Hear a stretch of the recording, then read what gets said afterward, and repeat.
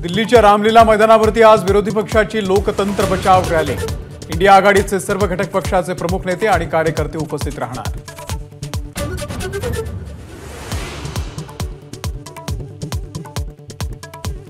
लोकसभेच्या जागा वाटपाचा महाविकास आघाडीमधील तिढा अद्यापही कायम।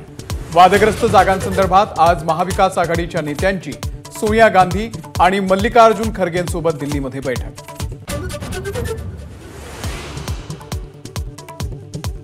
देवगिरीवरती अजित पवार आणि तटकरे यांच्या उपस्थितीमध्ये महत्त्वाची बैठक। नाशिक, धाराशिव आणि परभणी जागांसंदर्भात तोडगा निघणार का याकडे लक्ष।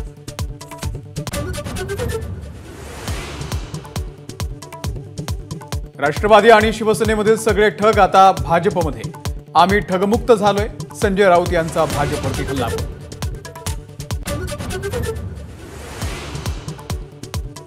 मागच्या निवडणुकीच्या वेळी पुलवामा हल्ला घडवला, प्रणिती शिंदे यांचा भाजपवरती आरोप।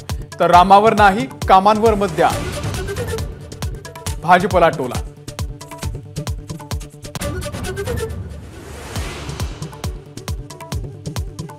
केंद्रीय मंत्री भागवत कराड यांनी उपमुख्यमंत्री अजित पवारांची घेतली भेट।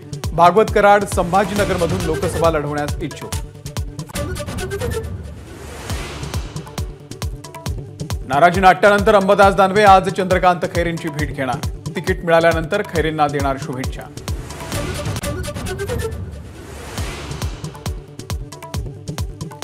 वादग्रस्त साई रिसॉर्ट मी स्वतः तोडतो, मालक सदानंद कदम यांची कोर्टामध्ये प्रतिज्ञापत्राद्वारे माहिती।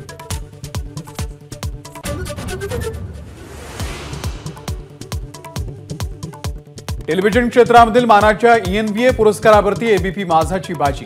अविनाश पांडे यांना best CEO of the year पुरस्कार, तर 0 आवर बुलेटिनचा गोल्डन आणि सिल्वर पुरस्कारानं गौरव।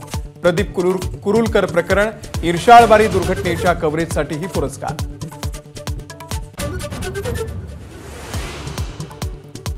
माजी उपपंतप्रधान लालकृष्ण अडवाणी यांना आज भारतरत्न पुरस्कार प्रदान करणार। PV नरसिंहराव, MS स्वामीनाथन, कर्पुरी ठाकूर यांना मरणोत्तर भारतरत्न पुरस्कार प्रदान।